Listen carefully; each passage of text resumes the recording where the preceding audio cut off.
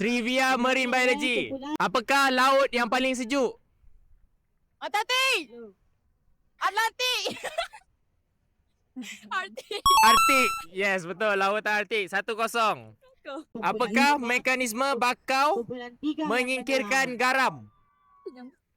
Pemenang. Huruf depan, huruf depan. Huruf depan Ya.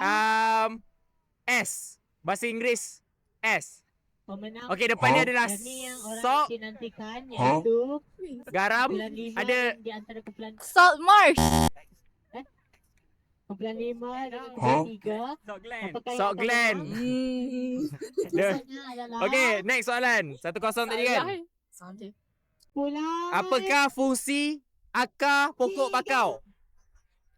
To absorb pressure daripada wave.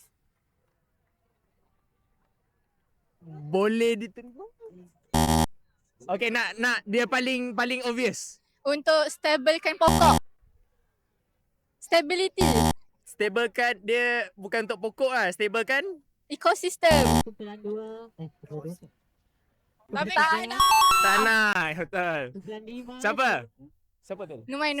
Okey. Satu sama. Okey. Plankton bercengkerang silika. Diatom. Diatom. Betul. 2-1. Okey. Haiwan laut yang boleh bertukar jantina. Sangat famous. Clownfish. Betul. Clownfish. 3-1. Fenomena penyejukan Pasifik. Dr. Giovanna.